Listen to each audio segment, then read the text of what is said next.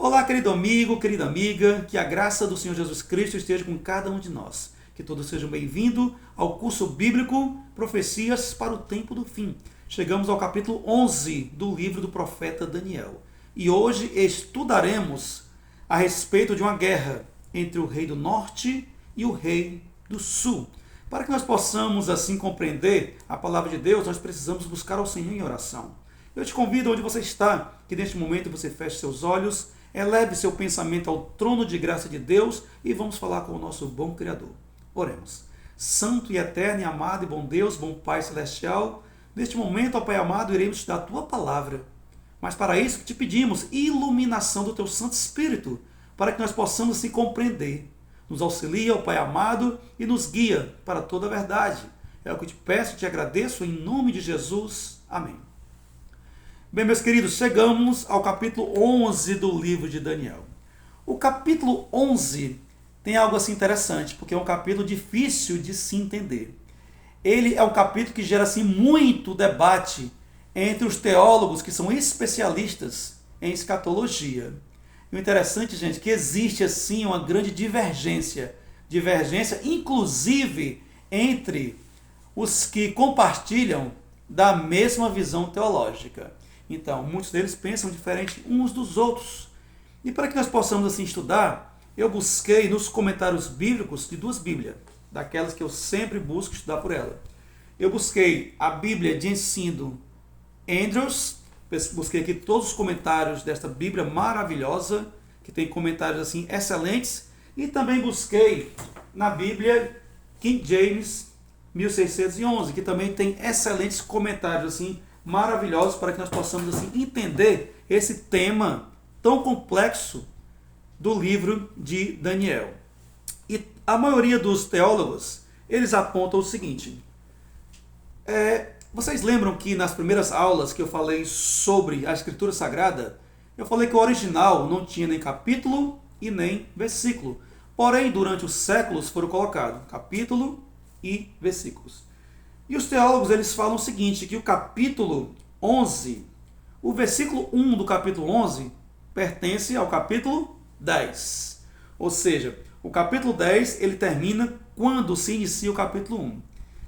Veja aqui na sua Bíblia, Daniel capítulo 11, versículo 1 e 2, que fala sobre os reis do norte e do sul, aqui em negrito. Ele diz assim: Mas eu, no primeiro ano de Dario, o Medo, me levantei para o fortalecer e animar. Ou seja, esse versículo 1, segundo os teólogos, eles encaixa aqui no capítulo 10. É o último versículo do capítulo 10.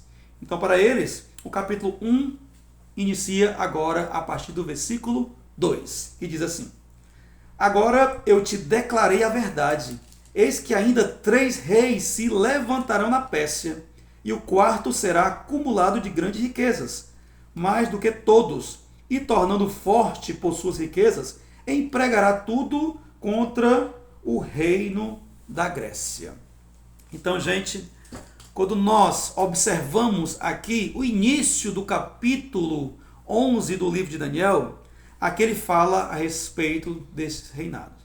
Então aqui ele pega, Daniel, a princípio, o reinado aqui dos medos persas, foi no qual ele inicia aqui sobre esta profecia. E ele fala aqui a respeito do rei Dário, certo? E o rei Dario, o interessante aqui, que nós podemos pegar o seu reinado, que foi um reinado muito curto, juntamente com o reinado de Ciro. Então, o pontapé inicial para ele fazer a conta sobre esses reis que viriam depois é posterior a Ciro. Tá ok? Então, até aqui está bem tranquilo, não é isso? E posterior a Ciro, tanto a Bíblia King James como também a Bíblia Andrews, nos seus comentários, eles trouxeram a mesma coisa. Eles trouxeram que após o reinado de Ciro, que inicia aqui essa profecia de Daniel, vieram os 4 reis. O primeiro rei que veio após Ciro foi o rei Cambises, que ele reinou do ano 530 até o ano 522. Após Cambises veio um rei que muitos chamavam ele de Gaum-Tata, que outros também falam sobre o falso Esmerdes, Porém, que a Bíblia chama-se de o pseudo-Esmerdes, também chamando ele de falso Bárdia. E como foi que esse rei chegou ao poder após Cambises, que ele foi o segundo rei? Ele deu ali um golpe de Estado. E através do golpe de Estado ele passou ali a dominar ali no meio dos persas, porém o reinado dele durou somente alguns meses. E depois dele assumiu Dario. E Dario, quando ele assume Dario I, ele assume o reinado, ele fica do ano 522 até o ano 486. Dario reinou. Porém, o reinado de Dario passa e quem assume no lugar dele? Assume o rei Xerxes, também conhecido como rei Assuero. É aquele mesmo rei que fala lá no livro de Esther. E o rei Xerxes, ele assume ali o reinado do ano 486 até o ano 465. A profecia fala a respeito de um rei, que ele seria muito rico, que ele teria grande poder. Nós chegamos aqui no rei Xerxes, porque o rei Xerxes ele foi detentor de grandes riquezas, tá ok? E o interessante é que ele investiu muito. Ele investiu ali no seu reinado num grande arsenal para assim combater os seus inimigos. E ele conseguiu assim o apoio de 40 nações. 40 nações ficaram do lado dele e ele criou ali um grande exército para ser vitorioso. Porém, vocês lembram da profecia de Daniel, do capítulo 2. Depois adiante, a profecia foi cada vez mais tornando com riqueza de detalhes, que dizia que os medos persas um dia passariam, e no lugar deles, quem assumiria? A Grécia. Porém, o rei Xerxes não queria acreditar nesta profecia, e ele estava fazendo que o seu exército fosse o maior que existia, que não iria se render a nenhum exército. Esse aí era o plano do rei Xerxes. Porém, através dos ataques dos inimigos, o reinado foi enfraquecendo. O seu sucessor já recebeu um reino mais fraco e assim continuou, enfraquecendo durante o período que os anos iam dando continuidade. Porém, quando chega no ano 331, naquele momento acontece a grande batalha de Gaugamela, também conhecido como Batalha de Arbela. E naquela batalha, os persas são dominados pelos gregos. E ali a profecia se cumpre fielmente. A profecia lá da estátua do rei Nabucodonosor, do sonho, ali se cumpre perfeitamente. E ali passa o reinado dos medos persas, e quem assume toda a nação ali são os gregos. E, gente, o interessante é que aqui inicia um paralelismo novamente. Retorna o paralelismo do livro de Daniel, com mais riqueza de detalhes. Vocês veem aqui que os detalhes dos capítulos vão cada vez mais se aplumando e chegando assim à tona para que nós possamos assim compreender.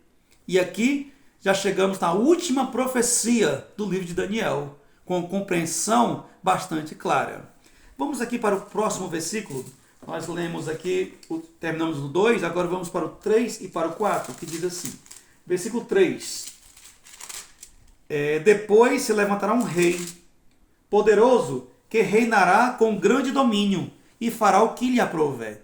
Mas no auge o seu reino será quebrado e repartido para os 4 ventos do céu, mas não para sua posteridade, nem tampouco segundo o poder com que reinou, porque o seu reino será arrancado e passará a outros fora de seus descendentes.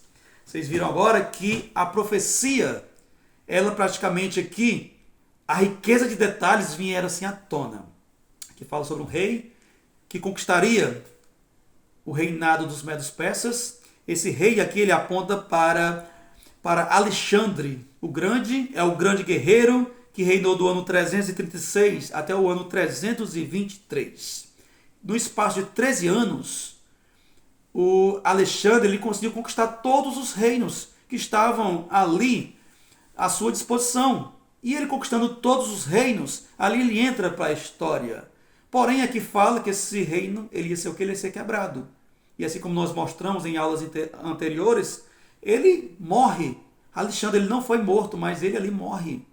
E alguns historiadores trazem à tona que ele morreu ali de malária, e outros falam que foi através do alcoolismo, mas o que importa é que ele não foi morto. E aqui a profecia se cumpre fielmente. E diz que o seu reinado não terá o que? Descendentes. Ninguém da descendência de Alexandre assumiu o seu reino. Mas aqui a profecia fala que ele foi repartido para os 4 ventos dos céus. Quem são esses 4 ventos? Nós já estudamos nas aulas anteriores, que são seus 4 generais. O reinado de Alexandre, ele passa para os seus 4 principais generais, que são Ptolomeu, Seleuco, Cassandro e Lisímaco. Esses foram os 4 generais que herdaram de Alexandre ali esse reinado e passaram ali a dominá-los. Porém, desses 4 reinos, somente 2 deles viraram dinastia. Quais foram os 2 que viraram dinastia segundo a história? Primeiramente, a dinastia grega ptolomaica, que foi o reino do sul de Ptolomeu, que ele ali dominou a parte do Egito. Essa foi a primeira dinastia. E a segunda dinastia foi a dinastia grega Seleucida, que veio do reino do norte, através de Seleuco, que dominou ali aquela parte da Síria. Porém, esses 4 exércitos, esses 4 reinos, eles sempre entraram em conflito, para assim adquirir cada vez mais poder, e restaram somente essas 2 dinastias. Porém, a história também nos comprova que eles sempre estiveram em guerra. Mas chegou um momento da história que o reino do norte e o reino do sul buscaram por paz. E como foi a paz que veio a tentar existir entre eles, gente? Como foi que se deu? Primeiramente, eles tentaram se unir através de casamentos. Interessante que a profecia sempre fala que a união, o pedido por paz, sempre foi através de casamentos. Assim como a profecia fala, a profecia de Daniel capítulo 2. E o interessante é que o rei do norte, que era Antíoco II, ele se casa com Berenice. Quem era Berenice? Era filha de Ptolomeu, rei do sul. E ali, através desse casamento, eles selam a paz. Porém, Antíoco, ele era casado. Ele já era casado. Ele não podia se casar assim com Berenice. Porém, ele deixa ali a sua esposa e casa-se com Berenice. E a sua esposa, que era Laodice, também conhecido como Laodiceia, é abandonada e ali ele passa a conviver com Berenice. Só que o tempo vai passando, o casamento não dá certo, ele começa a sentir saudade novamente de Laodiceia, então ele resolve deixar Berenice e retornar para Laodiceia. Só que ali eleva-se assim a ira de Berenice. Então Berenice, ela vai, mata Laodiceia, envenena Antíoco, que ali também morre. E ali ela assume o reinado e coloca o seu filho no trono para ser o novo rei. Berenice faz tudo isso para que assim ela assuma o poder. Então, a partir desse momento, os reinados também novamente entram em guerra. A paz que era momentânea passou rapidamente e os reinos ali eles entram em guerra mais e mais ainda. E o interessante, gente, que se nós lermos aqui no capítulo 11, versículo 17, o tempo foi passando e aquelas nações sempre viveram através de guerra. O reino do norte com o reino do sul. Só que quando nós chegamos aqui no capítulo 11, no versículo 17, diz o seguinte: resolverá vir com força de todo o seu reino e entrará em acordo com ele e lhe dará uma jovem em casamento para destruir o seu reino. Isto, porém, não vingará, nem será para a sua vantagem. Agora eles resolvem novamente entrar em paz. E a paz agora novamente através de casamento. Então surge aí uma jovem, e essa jovem, através dela, eles quiseram selar a paz. E o que foi que aconteceu, gente? Aqui nos comentários da Bíblia Andros, eles nos traz que Antíoco III, ou seja, o tempo já tinha passado, aqui o rei já era Antíoco III, ele selou um tratado de paz, dando sua filha em casamento a Ptolomeu V. Ou seja, Antíoco III ele pegou a sua filha e chegou para Ptolomeu V e deu ela como para ele se casar. E ali buscando novamente selar a paz. E sabe quem era essa jovem que Antíoco levou para Ptolomeu? Era Cleópatra. Ali entra a história de Cleópatra. Porém, é uma história muito longa e a gente não pode se deter a este assunto, nós devemos passar adiante. Mas o que importa é que a paz nunca foi duradoura. E do Reino do Norte, sempre ele estava combatendo com o Reino do Sul. Porém, o Reino do Norte cresceu. Ele cresceu tanto que ele se tornou muito poderoso, aquele reino. E esse reino, ele se tornou tão poderoso que ele passou a conquistar todos os reinos que estavam ali à sua disposição. E a conquista dele foi em termos de horizontal, foi através de territórios. Ele ali conquistou.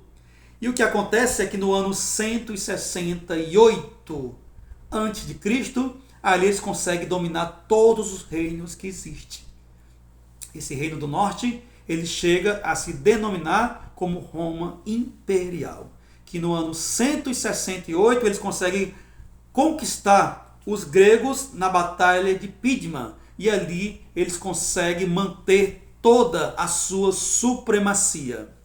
E em Daniel 11:31, ele continua falando a respeito desse reino poderoso, que até aí ele tinha conquistado somente os reinos ali que estavam à sua disposição, conquistados de forma horizontal. Porém, ele não se contentou somente nisso. Nós conhecemos a profecia que nós estudamos em lições anteriores, que esse reino ele se desintegrou em 10 nações, que foi as 10 tribos bárbaras germânicas, que depois algumas delas foram exterminadas, e continuou assim ainda um grande poder. Porém, o poder agora, ele muda. Ele não queria mais conquistas horizontais, ele queria conquistas verticais. Agora era para cima, era agora até o trono de Deus. Então, se nós lermos agora capítulo 11, no versículo 31, diz o seguinte: dele sairão forças que profanarão o santuário,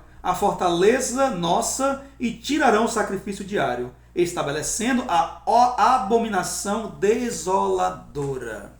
Então, gente, aqui ele passou a perseguir todos os santos do Senhor. Nós conhecemos aí a profecia que fala dos 1260 anos de perseguição que esse poder teve perseguindo o povo de Deus. Um tempo grande da Idade Média que foi considerado a Idade das Trevas. E o povo de Deus foi perseguido de tal modo que muitos deles morreram. Muito sangue inocente foi derramado. E o principal de tudo, como fala aqui a profecia que eu li, que eles tiraram ali o sacrifício diário. Eles tiraram a prioridade de Deus. Agora Deus para eles não era mais prioridade. A prioridade agora era o poder romano, era o pontífice romano, no qual eles colocam o sacerdote representando Jesus Cristo e ali perdoando pecados, cometendo que uma blasfêmia. E ali tira o sacrifício diário, tira a função de perdão de pecados de Jesus Cristo e passa para um homem, um sacerdote. E eles profanam o templo, assim como foi lido agora, porque agora eles estavam atacando de maneira vertical. E o povo de Deus ali foi perseguido. Porém, homens santos, homens de valores, homens que não se compram, que não se vendem, se levantaram. E estes homens combateram muito esse poder. A história nos conta a respeito dos valdenses. Foram um grupo de pessoas que tinham a Bíblia escrita na sua língua materna e não aceitaram a explicação bíblica vindo de Roma. Não aceitaram as heresias. Não aceitaram a simonia que eles praticavam. Então ali eles não aceitaram nada que vinha de Roma. Porém, Roma passou a persegui-los. Roma chegou para eles e insinuou que se ele não quisesse eles como amigo, teriam como inimigos. E passou a perseguir os valdenses. Os valdenses resistiram bravamente e ali elevaram, mandando assim as escrituras sagradas para várias partes da Europa. E ali a pregação, ela continua em toda a Europa, porque muitos dos valdenses eram mandados para outras e outras nações. E ali o evangelho foi lançado para que um dia fosse colhido. O pão foi lançado sobre as águas para que um dia será encontrado. E foi assim que a palavra de Deus chegou na Inglaterra para um padre chamado Wycliffe. E John Wycliffe, ali, ao conhecer a verdade da palavra de Deus, ele também combateu a igreja romana. E John Wycliffe, ele chega a escrever a Bíblia na sua língua materna para o inglês. E assim eles continuam, gente. Foi perseguido também. Chegamos também até a República Tcheca. E lá na Boêmia foram perseguidos também 2 homens de Deus. Um chamado John Hus e o outro Jerônimo de Praga. Foram 2 homens que defenderam a palavra de Deus fielmente. Foram levados para julgamento e ali foram condenados como hereges. Foram queimados na fogueira. As suas cinzas foram jogadas no rio Reno. Porém, as cinzas dele viraram foi sementes. Porque mais e mais pessoas se levantaram o time dele, como também um grande reformista, e na Alemanha se levanta o grande Martinho Lutero, com suas 95 teses de justificação pela fé. Homens santos, homens fiéis, que através de grande sofrimento, eles enfrentaram o poder. Mas sabe para que foi que eles fizeram tudo isso? Para que a palavra de Deus não fosse apagada, para que a palavra de Deus fosse atingida a mais e mais pessoas. Por isso, gente, se hoje nós temos essa preciosidade em nossas mãos, se hoje nós temos a palavra de Deus, nós devemos muito a esses homens de valores. Homens fiéis, que fizeram de tudo para que a palavra de Deus chegasse aos nossos dias. Por isso, gente, o meu apelo é que você não deixe somente a sua Bíblia em casa e aberta no Salmo 91. Pegue a sua Bíblia e leia, porque a palavra de Deus, ela é luz para os nossos caminhos. Ela é uma luz que vai nos guiar para o caminho da salvação. Faça da leitura da Bíblia prioridade na tua vida. Busque ao Senhor, que o Espírito Santo será derramado sobre você e você terá entendimento. Esse é o nosso intuito da pregação do Evangelho. É para que o Senhor Jesus Cristo ele possa voltar ainda na nossa geração. Por isso, pregue o Evangelho. Muitos ainda não conhecem. E hoje nós precisamos de pessoas dessa maneira. Precisamos de homens de valores. Homens que não se compram, homens que não se vendem. Hoje nós estamos urgentemente precisando de pessoas assim. Hoje, a maior necessidade do mundo é a de homens. Homens que não se comprem e não se vendam. Homens que no seu íntimo da sua alma sejam verdadeiros e honestos. Homens que não temam chamar o pecado pelo nome. Homens cuja consciência seja tão fiel ao dever como a bússola o é ao polo. Homens que permaneçam firmes pelo que é reto, ainda que caiam os céus. Então, gente, estamos precisando mais e mais de homens assim, de mulheres de valor, mulheres que preguem o Evangelho. Hoje nós estamos precisando de mais e mais pessoas, porque a seara é grande, mas os trabalhadores são poucos. Que nós possamos cada vez mais colocar em nosso coração o intuito da pregação do Evangelho, porque a palavra de Deus diz que quando o Evangelho for pregado a toda criatura, então virá o fim. Então o que você está esperando? Eu acredito que nós já estamos chegando no final deste curso. Já no finalzinho, já estamos chegando no capítulo 11 de Daniel. E eu acredito que você já tem um entendimento muito grande desse livro. Então, eu quero te fazer uma proposta. Pegue todos os teus ensinamentos, tudo que você aprendeu, leve para a tua igreja, pregue sobre as profecias bíblicas. Faça grupos de estudo, mas pregue o Evangelho. Precisamos pregar o Evangelho urgentemente, gente. Aqui como a profecia fala, que tudo isso aqui já aconteceu. Falta poucas coisas ainda para acontecer, então isso aqui é verdade. Então nós devemos cada vez mais buscar ao Senhor em oração. Nós devemos buscar levar ao nosso próximo a palavra de Deus. O interessante é que nós falamos muito sobre o nosso amor ao próximo. Isso é um mandamento de Deus. Jesus ele deixou o amor ao Senhor, o amor a Deus e o amor ao nosso próximo. E sabe como é que nós comprovamos o nosso amor ao nosso próximo? Primeiramente, orando por ele. Quando nós oramos pelo nosso próximo, nós estamos comprovando que nós o amamos. E depois, levando a palavra de Deus para aquela pessoa. Porque ali nós estamos mostrando para ele que nós queremos ver ele lá no céu. Então, gente, não deixe para depois. Pregue o Evangelho. Fale do amor de Cristo. Porque muitos estão precisando ouvir. Fale desse Deus maravilhoso. Deste Deus que nos ama incondicionalmente.